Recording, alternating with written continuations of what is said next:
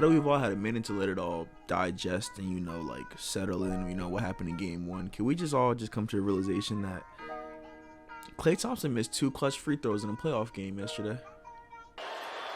85% for his career. Misses the first. A huge free throw here in game one. Oh no! I think out of everything that could have happened yesterday, that's got to be one of the most surprising things that has taken place on a basketball court this season. You know, Klay Thompson, Mr. Knock him down at the free throw line, came down and dudded two clutch ones.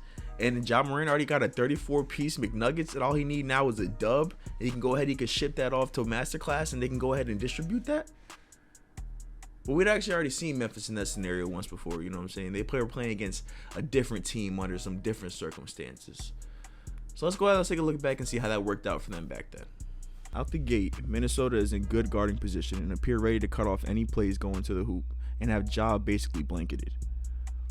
As Desmond Bane sets the screen and does a great job of staying attached to the hip of Ja Morant. If he keeps on Ja's right hip, he has a great chance of staying in front of Ja off the catch on any potential drives and could possibly deflect an inbound pass.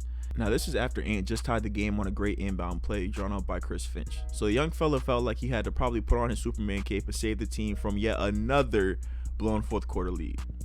Instead of being Superman, Ant ended up being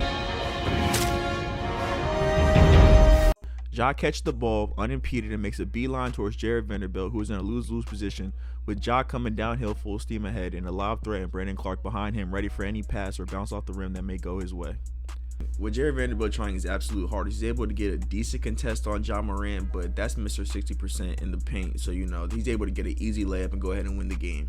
But going into the next series, we figured that would definitely be a different outcome. We're playing against a more seasoned team like Golden State. So let's see how that worked out for them yesterday. To start, GP2 knows exactly what's coming with Ja starting in the backcourt and approximately 15 feet from the inbounder. As Brandon Clark comes to catch this pass, Klay Thompson doesn't return his body at all during the play. Klay makes an instant move to Ja, who's actually gotten past GP2 on raw speed alone. As Ja turns the corner, he sees that Klay has a great defensive position for his drive to the basket. On top of that, GP2 is in hot pursuit, and with the athletic plays he's able to make on the defensive end, Ja is definitely aware of his presence, so if he attacks Klay's body, he knows there's a good chance he gets blocked by Klay or blocked by GP2, so he has to take a wide approach. Klay's positioning also allows Otto Porter to stay connected to his man, eliminating any chance of a kick-out three. This is the difference between teams with playoff experience and teams without. Both Minnesota and Golden State both had emotional swing plays that led to them having to guard Ja for the game. In Minnesota's case, Anthony Edwards made the decision to be a hero, and it ended up costing him.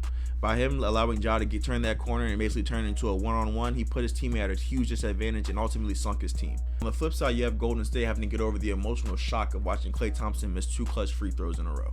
By them sticking to a defensive strategy, although Ja was tearing into pieces, they showed the one thing needed to win NBA playoff games: discipline.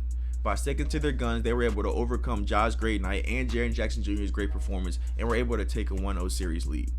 Going into game 2, I think Memphis is going to have way more energy and have way more to prove. But on the flip side, I think Golden State's going to be coming back with Draymond and the full team, and it's really going to be anybody's guess. Whoever comes out with the most energy, I feel is going to end up taking that game 2 lead, and that really could be a swing for the whole series. If you guys like this video, make sure you guys leave a like, leave a comment, subscribe, and I will see you guys in the next video.